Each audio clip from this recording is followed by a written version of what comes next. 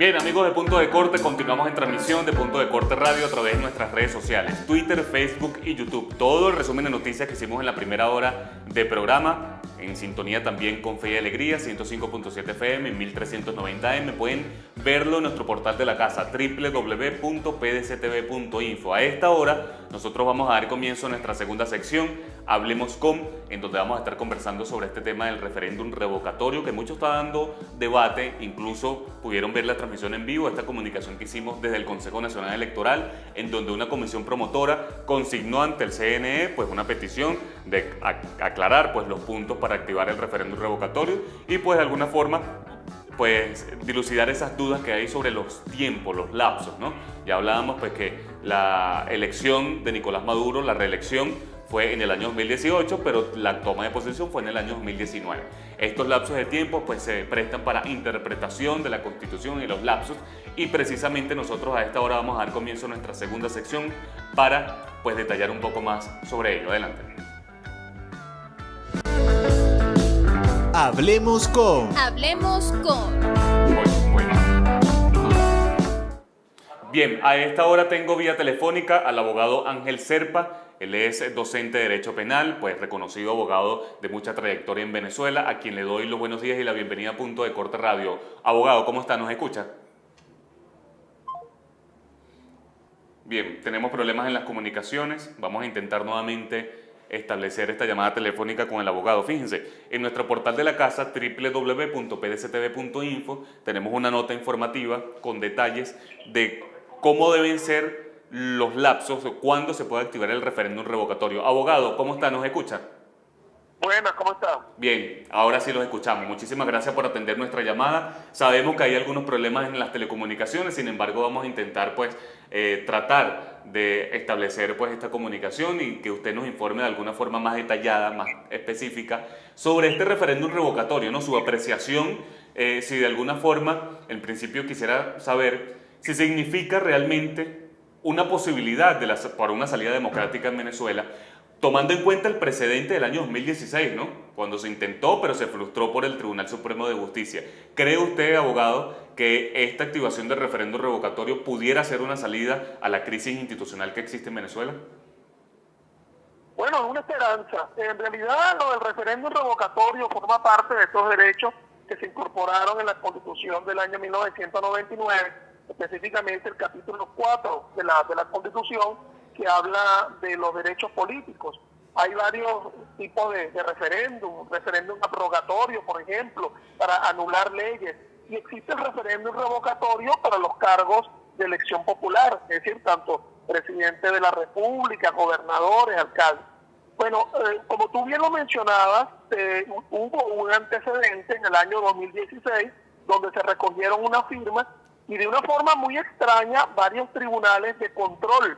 Yo no sé si más o menos el público domina la idea. Existen los tribunales de primera instancia, sí, que pueden ser penales, que son de control, juicio, ejecución. Existen las cortes de apelaciones y por arriba está el Tribunal Supremo de Justicia. Sí. Bueno, ni siquiera fue un tribunal superior, ni siquiera fue una corte de apelaciones, sino diferentes tribunales de control, uno de Monaga, otro de Apure, otro de Carabobo, etcétera, a través de una medida cautelar. Los cautelares que ni siquiera resolvían al fondo del asunto, manifestaron que habían irregularidades en la obtención de la firma, y entonces a través de una medida cautelar prácticamente suspendieron ese proceso. No se remitió al Consejo Nacional Electoral de aquel momento y el Consejo Nacional Electoral suspendió ese procedimiento. Ahora bien, la iniciativa está allí constitucionalmente, los ciudadanos lo pueden ejercer. Sí. Ahora los tribunales siguen estando allí. Es decir, más o menos la misma estructura de un Tribunal Supremo de Justicia y del sistema de justicia era el que estaba presente allí en el año 2016. Usted bien sabe, en el 2017 se nombró un Tribunal Supremo que fue perseguido. Bien, lamentablemente se cayó la llamada telefónica con Ángel Serpa, abogado. Vamos a tratar pues de establecer nuevamente la comunicación. Interesante este planteamiento, la explicación que nos está haciendo quien fuera incluso designado como magistrado del Tribunal Supremo de Justicia en el año 2017 por la Asamblea Nacional liderada por Juan Guaidó. vamos a tratar nuevamente de establecer la comunicación. Abogado, lo tenemos nuevamente, por favor continúe su comentario, su explicación muy importante. Abogado, sí, lamentablemente las comunicaciones, pues, como ya estamos acostumbrados en nuestro país, pues nos hacen mala jugada en este momento. Una importante noticia, ¿no? Porque incluso la precisión sobre los lapsos de tiempo. Abogado, ¿cómo está? Lo tenemos nuevamente al aire. Me gustaría que continuara su comentario. ¿Me escucha? Sí, ahora sí lo escuchamos. Adelante, por favor, continúe con la explicación que nos estaba haciendo. Bueno, la verdad es que no sé hasta qué punto se cayó la llamada, pero lo importante es entender que la salida pudiera estar allí. Sí. Es democrática desde el punto de vista que es constitucional, está establecido en el capítulo 4 de la Constitución. Ahora, eso implica un esfuerzo de recolección de firmas, etcétera.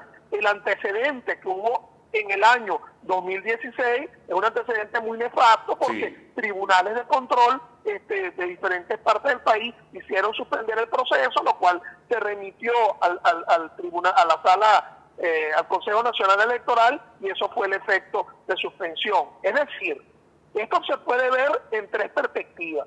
En una perspectiva, digamos, logística, la realización de la recolección de firmas.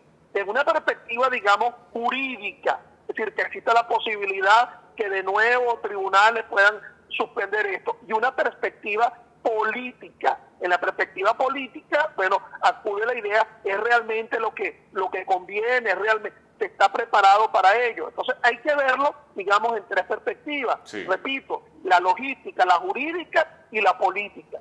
Fíjese, abogado, interesante estas tres perspectivas que usted menciona, porque incluso la política pudiera ser una de las más importantes, porque algunos factores que están promoviendo este referéndum revocatorio dicen que tiene que pasar bajo un proceso de negociación, incluso tendría que estar incluido en este acuerdo de salvación nacional propuesto por Juan Guaidó, es decir, una negociación con la administración de Nicolás Maduro para que, por supuesto, no se frustre nuevamente a través del Tribunal Supremo de Justicia, como usted bien ha dicho, es el mismo tribunal, prácticamente es la misma estructura, por lo cual hay mucha incertidumbre en el ciudadano, mucha duda de que, bueno, pero si lo volvemos a intentar, es el mismo Tribunal Supremo de Justicia, nos pueden hacer la misma jugada. Son obvias las dudas, ¿no?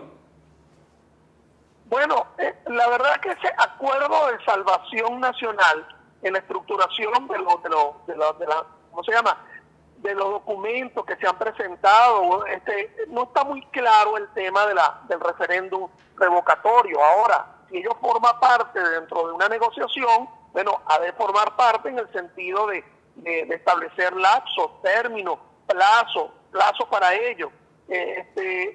Fíjense, sí, es el mismo Tribunal Supremo, sí, el que estaba en el año 2016, es decir, la misma estructura, la misma concepción, digamos, entre comillas, política de la justicia, lo cual nunca debía ocurrir porque no se puede judicializar los procesos políticos y mucho menos la justicia puede obstaculizar una alternativa de carácter democrático que se encuentra en el ámbito constitucional. Entonces, bueno, si ello forma parte o no del asunto, debería formar parte también el hecho de la renovación de los magistrados del sí, Tribunal Supremo de Justicia. En el año 2017 se nombró un Tribunal Supremo legítimo, que está en el exilio. Bueno, eso debe formar parte también del esquema. Es decir, se va a reconocer ese nombramiento, etcétera, porque de qué vale exaltar la iniciativa popular para un referéndum si luego se va a frustrar por la vía de unas decisiones de unos tribunales,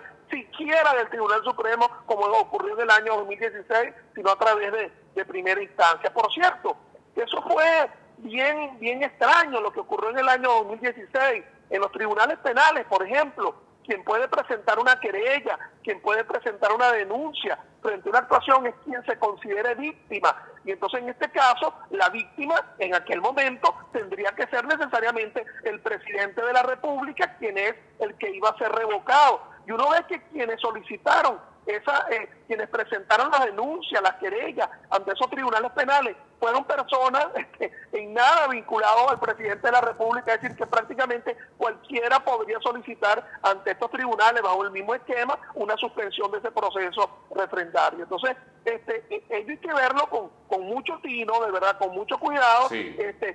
Y sobre la base de la inexistencia de un garante judicial de todas estas cosas, pues. Abogado, para finalizar, una de las dudas que existen, ese vacío, por supuesto, en donde muchos pues lo han, a beneficio propio, lo han, digamos, interpretado, ¿no? Todo esto que está establecido en la Constitución, son los lapsos de tiempo, porque, por ejemplo, la reelección, independientemente o no de que muchos la consideren ilegítima, la reelección de Nicolás Maduro fue el 20 de mayo del 2018, pero su toma de posesión fue el 10 de enero, pero en el Tribunal Supremo de Justicia. Debió haber sido ante la Asamblea Nacional. Luego, incluso, seguramente, el 24 de mayo, ayer, hace un año, hace 2 años, hace 3 años, pues específicamente, mitad de periodo, ante la Asamblea Nacional Constituyente. Es decir, ¿cuáles son los plazos de tiempo entonces que se deben tomar en cuenta para saber activar el referéndum? No, la juramentación del 10 de enero ante el Tribunal Supremo o la de la Asamblea Nacional Constituyente el 24 de mayo. Claro, ese es un problema crucial, importante, ¿ok?